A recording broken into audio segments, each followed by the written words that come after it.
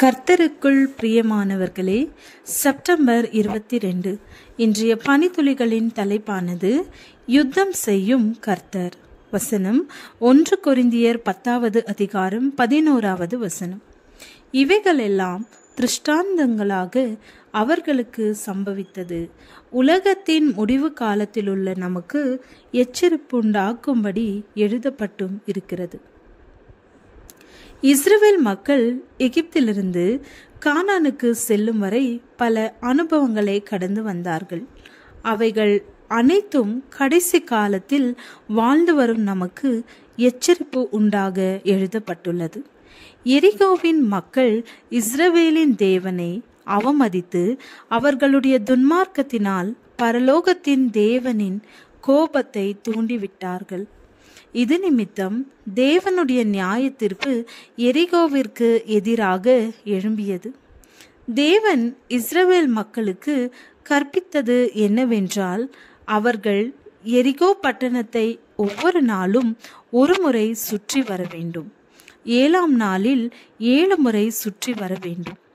அவர்கள் கையில் யுத்த ஆயுதங்கள் கொண்டு செல்லக்கூடாது. ஆசாரியர்கள் ஷாபான் என்ற ஊது கொம்பை எடுத்து செல்ல வேண்டும். உடன்படிக்கை பெட்டி அவர்கள் முன் செல்ல வேண்டும்.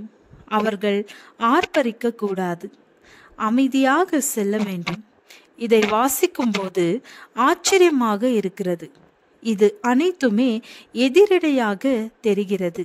யுத்தத்திற்கு செல்பவர்கள் ஆயுதங்களை எடுத்து செல்ல வேண்டும். அவர்கள் சப்தமிட்டு ஆர்ப்பரித்து செல்வார்கள். ஆனால் தேவன் அவர்களை எதிரிடையாக செய்ய சொல்கிறார். சில பாடங்களை இஸ்ரவேல் மக்கள் கற்றுக்கொள்ள வேண்டும் என தேவன் விரும்புகிறார் என்பது மாத்திரம் புரிகிறது. தேவனுடைய வாக்குத்தத்தத்தின் மேல் அவர்கள் விசுவாசம் வைக்க வேண்டும்.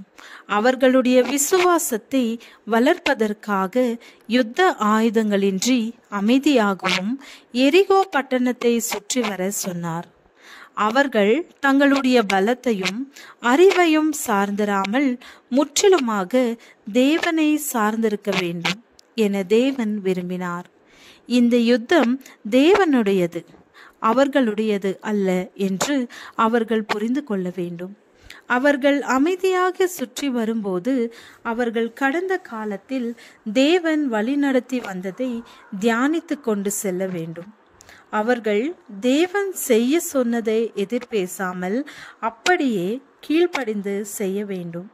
அவர்கள் தேவனோடு ஒத்துழைக்கும் போது தேவன் அவர்களுக்காக பெரிய காரியங்கள் செய்வார் என அவர்கள் நம்ப வேண்டும்.